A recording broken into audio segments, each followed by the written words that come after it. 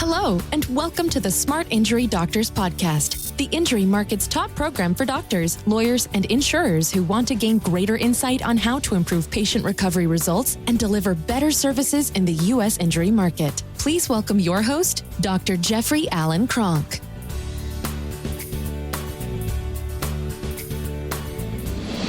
Okay, doctors, today what I want to talk about is why personal injury. Why personal injury? Why bring personal injury? Why would a doctor want to increase their personal injury work, or even their, depending on the state, the work comp work, their spinal injury work into their clinic?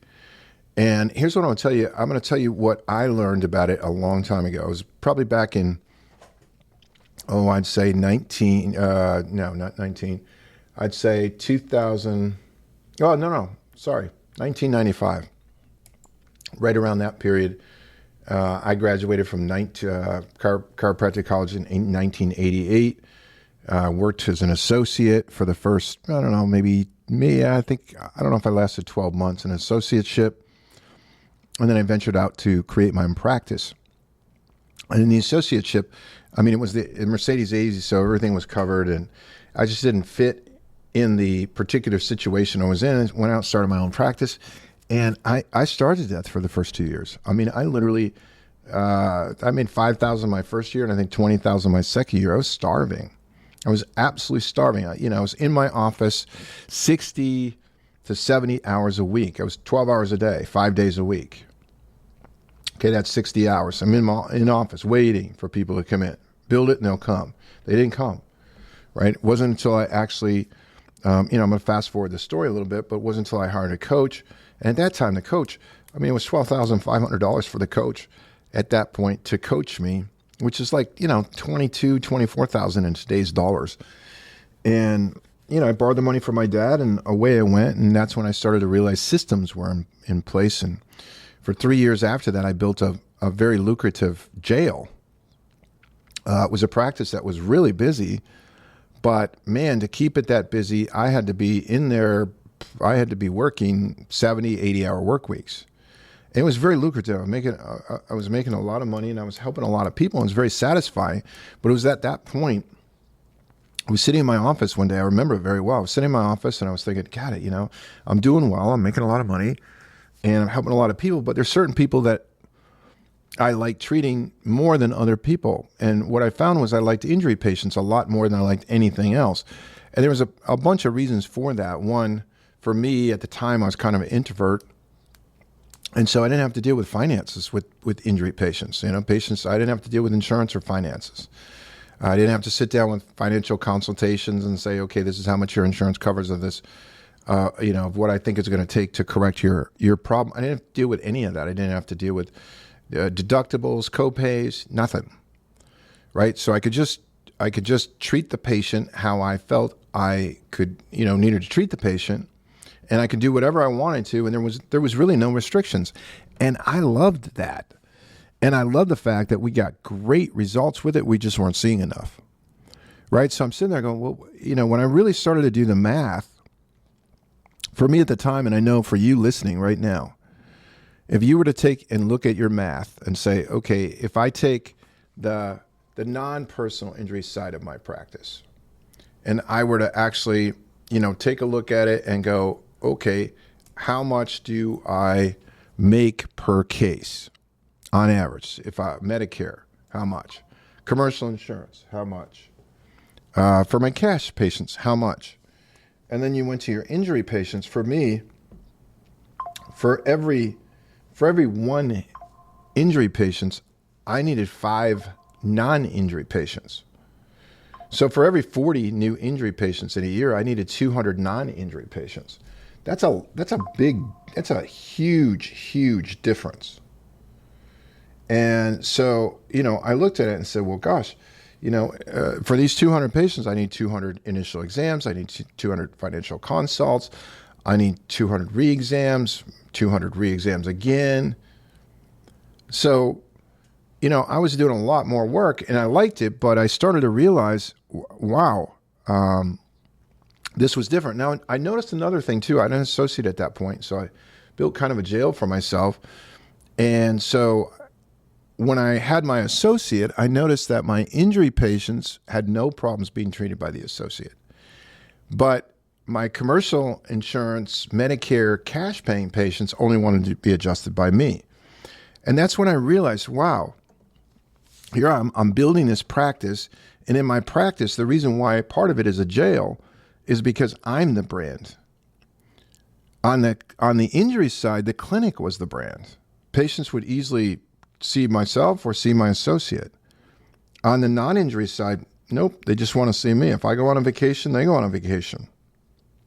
So it was much more difficult.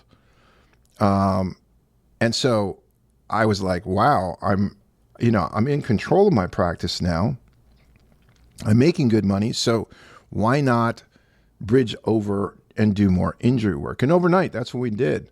Overnight, I remember having that cognition and, actually going, all right, we're going to become the premier spinal injury clinic in my area in Seattle, Washington. And that's pretty much what we did. Now, that day, I also made another very, not difficult, a very, very,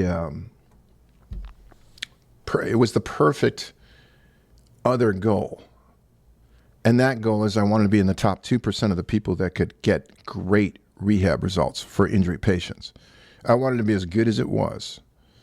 For if you came to my clinic and you were in an auto accident, you came to my clinic and you were in work-related injury, I wanted to be the best at getting you to a full physical recovery with little or no issues ongoing. That was the goal. And so that's what I did.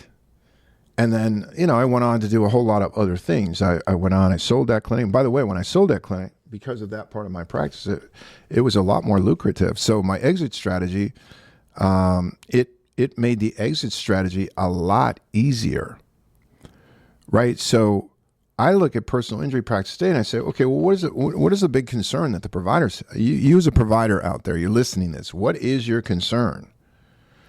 The concern might be, well, I don't want to work with bad attorneys. Don't work with bad attorneys. The concern might be the biggest problem that I see with most people who are trying to be in the spinal injury practice and improve their practice. They don't know what to do. So they can fall for everything under the sun, moon, and stars and try all of these different things. I mean, there's a lot of things that you can try. You can try to say, okay, well, look, maybe educationally, I need a lot better education. So I need to develop get a lot more certifications for a lot more showing that I know something about spinal injuries. I need to become super highly certified. I say, okay, that's one way. That's not the way I would go. I've never had anybody really actually go, well, doc, can I check all your certifications to see if I'm going to start care with you? Or doc, if I'm going to make referrals over to you as an attorney, I'd like to check your I never had any of that happen, ever. Right? Or maybe they're out and they say, well, I got to hire an expensive marketing person to go around to the practices and market for me. Now, that can be good. But I see a lot of doctors, that'll fail because you don't have a basic foundation of anything that makes you actually unique. Or today you can get AI to go out and purchase AI, and everybody loves AI. I love AI. But the idea is your AI is going to go get in communication, make connections with attorneys. Well, guess what the attorneys are buying? They're buying AI that'll get in touch with your offices without them having to actually get in touch. Pretty soon you're going to have the AI communicating to the AI. It can work, but it doesn't work that way. Or they're outperforming injury audits, right? That's one where I go, oh my God, I would never choose that.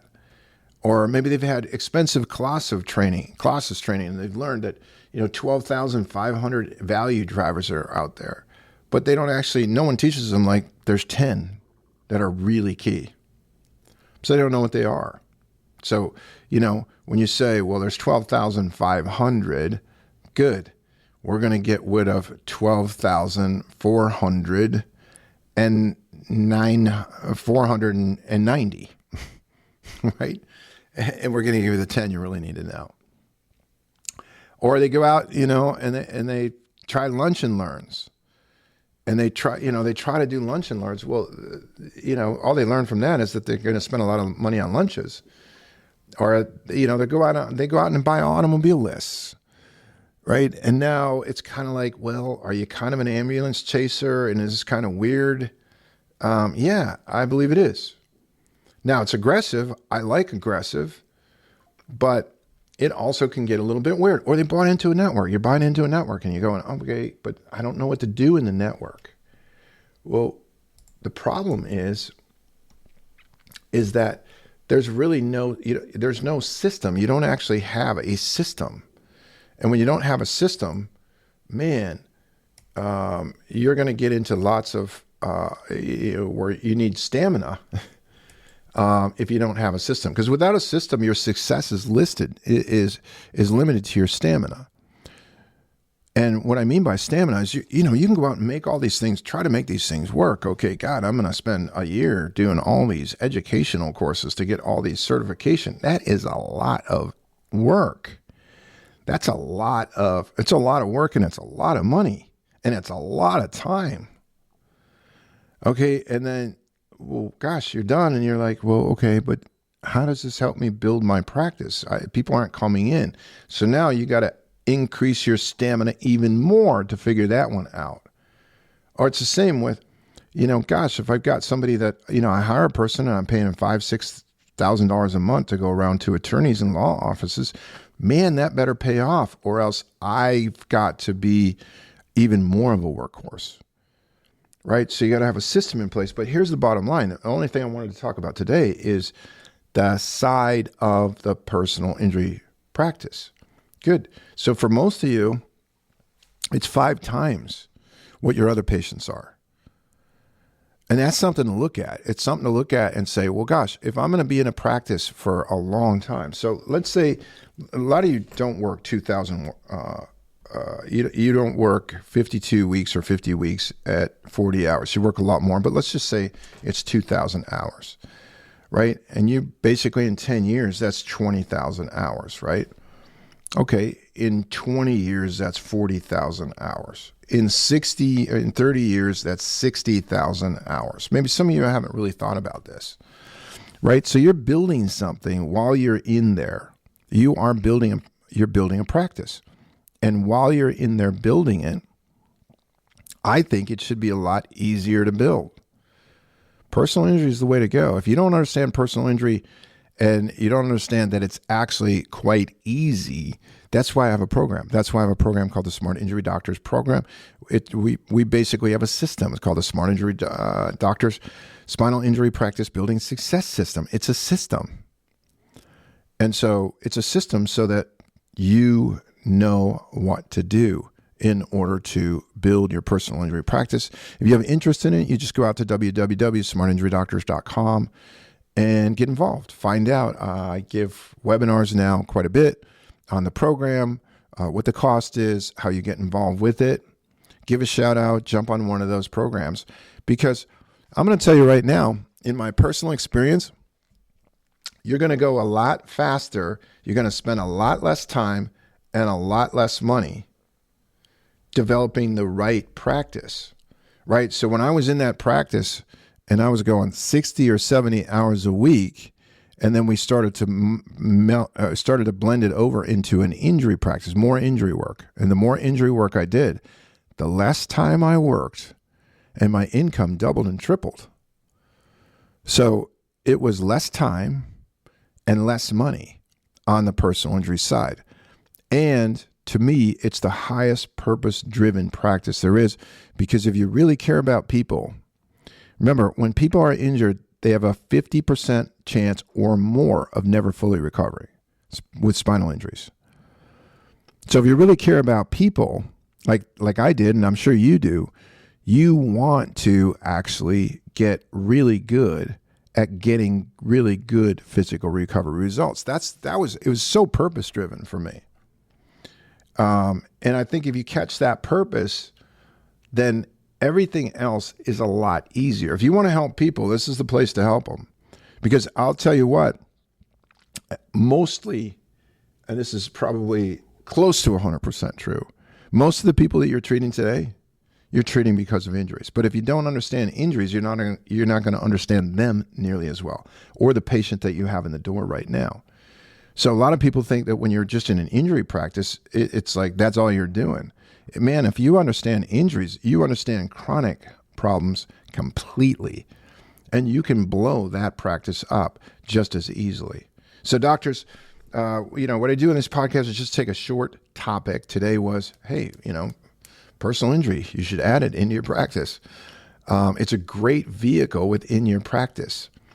I appreciate your time, your attention. I try to riff on a short topic. I appreciate what you do. If you would like to know more about our program, just go out to the site, smartinjurydoctors.com. Check us out. And I look forward to delivering more content to you on the next podcast. You've been listening to the Smart Injury Doctors Podcast, the #1 audio production show for professionals in the U.S. injury market that want to deliver better injury services to the patients, clients, or insureds they serve. If you like what you heard today, please leave us a review and don't forget to join us on our next program.